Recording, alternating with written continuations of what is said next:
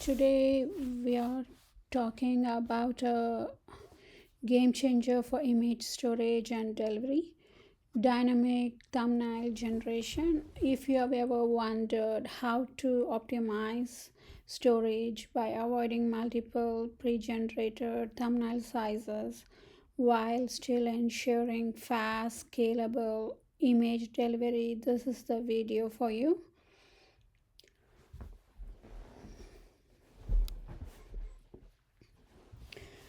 Let's dive right in and break down how I used AWS Lambda for the on-the-fly thumbnail generation in my project.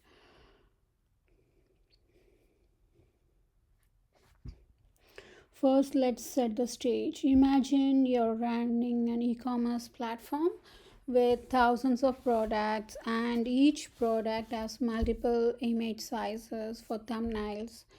Pre-generating and storing all these thumbnails can explode your storage cost. Not to mention, you'll end up with lots of unused thumbnails. So, what's the solution?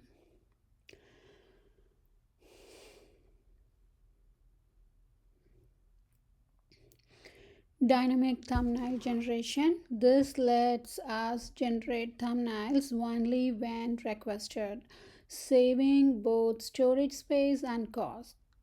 Cool, right? Here's how it works.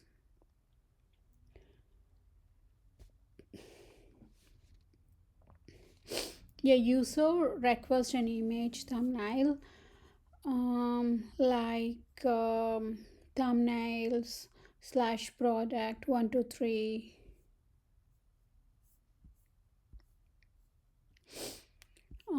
question mark width is equal to 200 and height is equal to 200. If the thumbnail isn't cached in CloudFront, the request gets forwarded to our origin S3. If the thumbnail, instead of serving a pre-existing thumbnail, AWS Lambda generates it on the fly.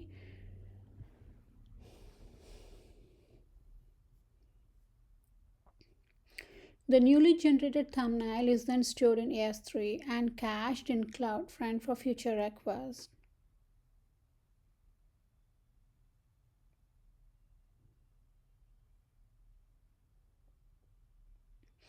Now, why is this approach awesome? Because you only stored what's needed when it's needed.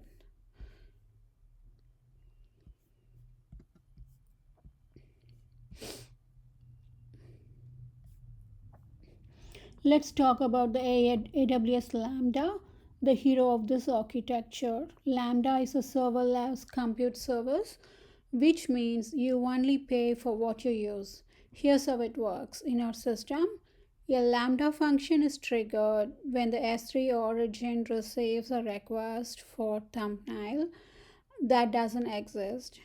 The function uses libraries like Pillow or Shop to resize the original image for S3.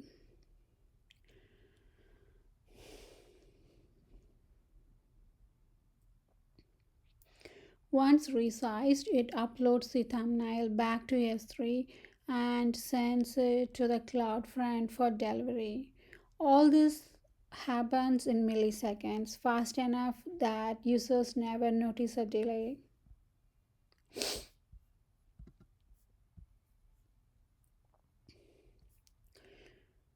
Let's compare this dynamic approach with the traditional method of pre-generating thumbnails. Storage cost. With static thumbnails, it's high due to storing every size. For dynamic thumbnails, the storage cost is low, store only what's needed. Flexibility. Limited fixed sizes for only for static thumbnails. For dynamic thumbnails, unlimited, any size on request.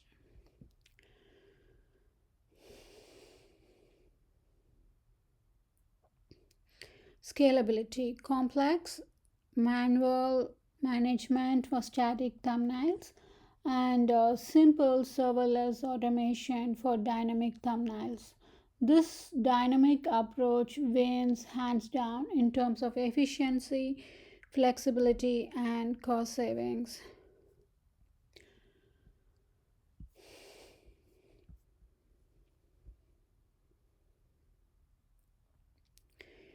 Optimization techniques. To make this system even more robust, I implemented a few optimization techniques. Cache control in CloudFront, frequently requested thumbnails have a longer TTL to reduce Lambda invocations. Lifecycle policies in S3 automatically delete thumbnails after a specific period if not accessed. Lambda provision concurrency ensures Lambda is always ready to handle high traffic spikes. Efficient image processing. Optimize libraries to reduce execution time and cost.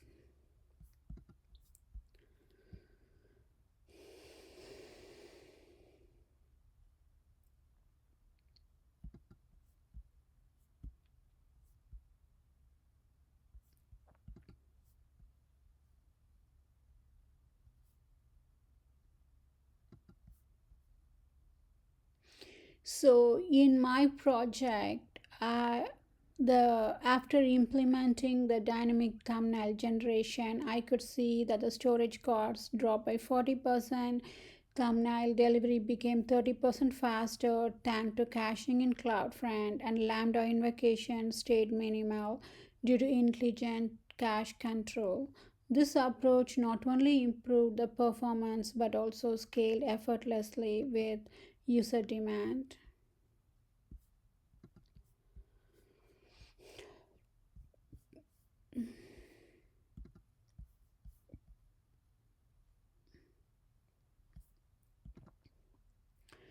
So, to recap, dynamic thumbnail generation eliminates the need to pre store every thumbnail size, saving storage and cost. AWS Lambda processes thumbnails on the fly, seamlessly integrating with S3 and CloudFront.